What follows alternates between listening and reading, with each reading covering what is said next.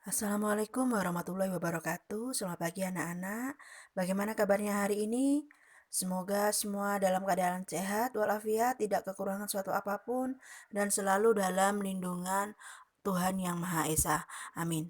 Pada video pembelajaran kali ini kita akan mempelajari tema 7 peristiwa dalam kehidupan, subtema 1 peristiwa kebangsaan masa penjajahan, pembelajaran 1-3, mata pelajaran IPS.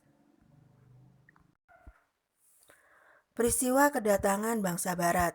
Mulai akhir abad 15, bangsa Eropa berusaha melakukan penjelajahan samudra. Bangsa Eropa yang pernah melakukan penjelajahan dan penjajahan di Indonesia dimulai oleh bangsa Portugis. Kapal mereka pertama kali mendarat di Malaka pada tahun 1511.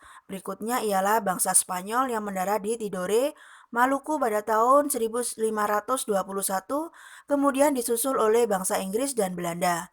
Kapal-kapal Belanda pertama kali mendarat di Pelabuhan Banten pada tahun 1596.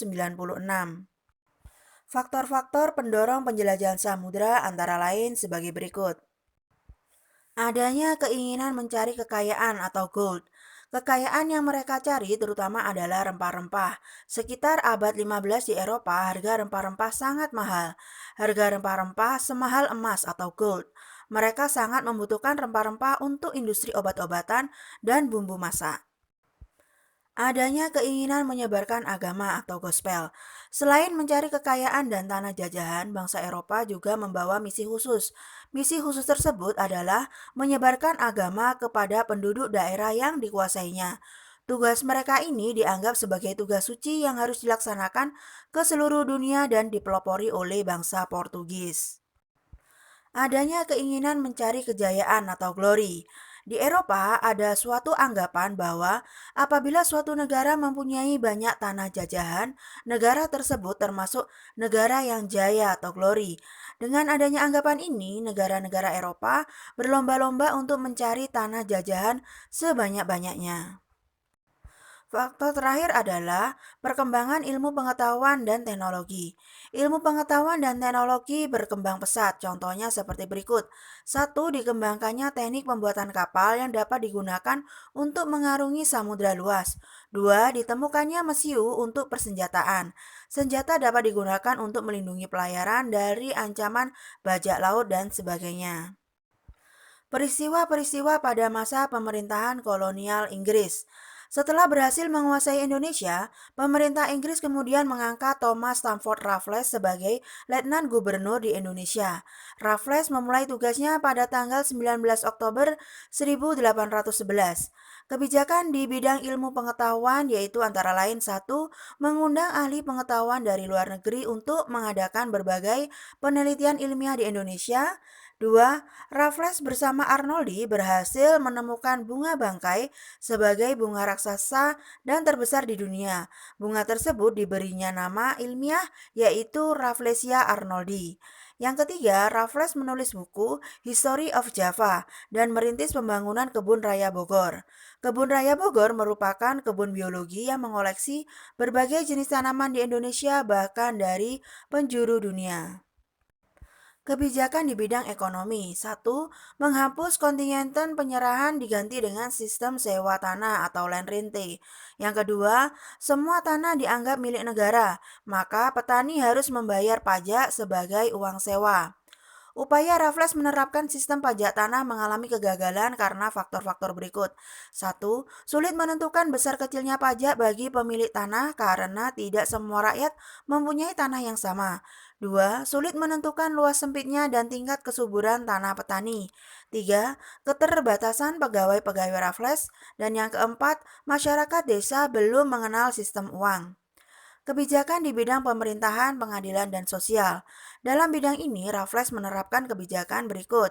Satu, Pulau Jawa dibagi menjadi 16 karesidenan termasuk Yogyakarta dan Surakarta. Dua, setiap karesidenan mempunyai badan pengadilan. Dan tiga, melarang perdagangan budak.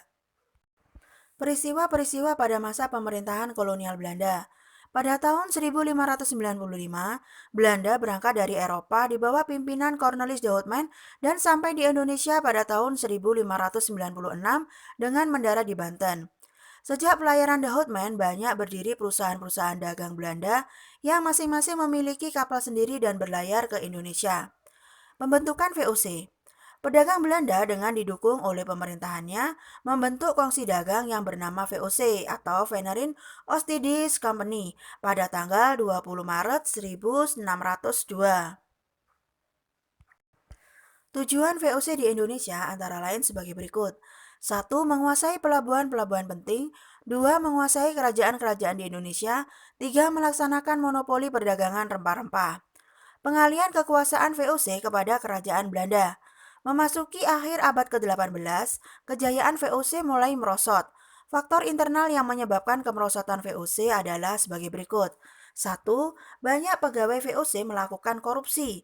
Dua, sulitnya melakukan pengawasan terhadap daerah penguasaan VOC yang sangat luas.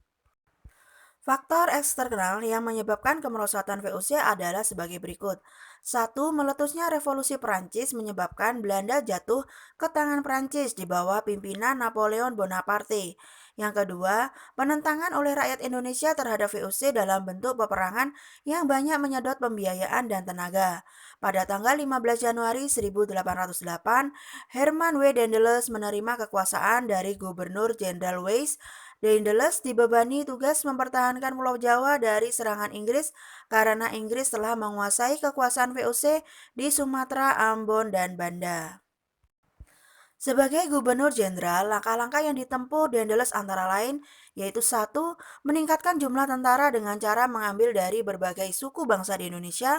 Dua, membangun pabrik senjata di Semarang dan Surabaya. Tiga, membangun pangkalan armada di Anyer dan Ujung Kulon. Empat, membangun jalan raya dari Anyer hingga Panarukan sepanjang lebih kurang 1.100 km. Dan yang kelima, membangun benteng-benteng pertahanan. Daendels menerapkan sistem kerja paksa atau rodi. Daendels juga melakukan berbagai usaha untuk mengumpulkan dana dalam menghadapi Inggris, antara lain mengadakan penyerahan hasil bumi, memaksa rakyat menjual hasil buminya kepada pemerintah Belanda dengan harga yang murah, mewajibkan rakyat Priangan untuk menanam kopi dan menjual tanah-tanah. Sistem menanam paksa pemerintahan kolonial Belanda. Pada masa kepemimpinan Johannes van den Bosch, Belanda memperkenalkan sistem tanam paksa. Sistem tanam paksa pertama kali diperkenalkan di Jawa dan dikembangkan di daerah-daerah lain di luar Jawa. Di Sumatera Barat, sistem tanam paksa dimulai sejak tahun 1847. Saat itu, penduduk yang telah lama menanam kopi secara bebas dipaksa menanam kopi untuk diserahkan kepada pemerintah kolonial. Sistem yang hampir sama juga dilaksanakan di tempat lain seperti Minahasa, Lampung, dan Palembang. Kopi merupakan tanaman utama di Sumatera Barat dan Minahasa. Adapun lada merupakan tanaman utama di Lampung dan Palembang. Di Minahasa, kebijakan yang sama kemudian juga berlaku pada tanaman kelapa. Pelaksanaan tanam paksa banyak terjadi penyimpangan, di antaranya sebagai berikut. Satu, jatah tanah untuk menanam tanaman ekspor melebihi seperlima tanah garapan, apalagi jika tanahnya subur. Dua, rakyat lebih banyak mencurahkan perhatian, tenaga, dan waktunya untuk tanaman ekspor, sehingga banyak yang tidak sempat mengerjakan sawah dan ladang sendiri. Tiga, rakyat tidak memiliki tanah luas, harus bekerja melebihi seperlima tahun. 4. Waktu pelaksanaan tanam paksa ternyata melebihi waktu tanam padi atau 3 bulan, sebab tanaman-tanaman perkebunan memerlukan perawatan terus-menerus. Yang kelima, setiap kelebihan hasil panen dari jumlah pajak yang harus dibayarkan kembali kepada rakyat ternyata tidak dikembalikan kepada rakyat. Yang keenam, kegagalan panen tanaman wajib menjadi tanggung jawab rakyat atau petani. Adanya penyimpangan-penyimpangan pelaksanaan tanam paksa membawa akibat yang memberatkan rakyat Indonesia. Akibat penyimpangan pelaksanaan tanam paksa tersebut antara lain, banyak tanah terbengkalai sehingga panen gagal. Rakyat semakin menderita. Wabah penyakit merajalela, bahaya kelaparan melanda Cirebon dan memaksa rakyat mengungsi ke daerah lain untuk menyelamatkan diri. Kelaparan hebat juga terjadi di Grobogan yang mengakibatkan banyak kematian sehingga jumlah penduduk menurun tajam. Tanam paksa yang diterapkan Belanda di Indonesia ternyata mengakibatkan aksi penentangan. Berkat adanya kecaman dari berbagai pihak, akhirnya pemerintah Belanda menghapus tanam paksa secara bertahap. Salah satu tokoh Belanda yang menentang sistem tanam paksa adalah Douwes Dekker yang dengan nama samarannya Multatuli. Dia menentang tanam paksa dengan mengarang buku berjudul Max Havelaar. Edward Douwes Dekker mengajukan tuntutan kepada pemerintah kolonial Belanda untuk lebih memperhatikan kehidupan bangsa Indonesia, karena kejayaan negeri Belanda itu merupakan hasil tetesan keringat rakyat Indonesia. Dia mengusulkan langkah-langkah untuk membalas budi baik bangsa Indonesia. Langkah-langkah tersebut adalah sebagai berikut. Yang pertama, pendidikan atau edukasi. Yang kedua, membangun saluran pengairan atau irigasi. Dan yang ketiga, memindahkan penduduk dari daerah yang padat ke daerah yang jarang penduduknya atau transmigrasi. Sebagai tugas untuk pembelajaran kali ini, silakan kalian kerjakan soal-soal berikut. Kemudian kalian foto dan kalian kirimkan ke nomor WA wali kelas masing-masing melalui jalur pribadi atau Japri. Sekian untuk video pembelajaran kali ini. Selamat mengerjakan, tetap sehat. Wassalamualaikum warahmatullahi wabarakatuh.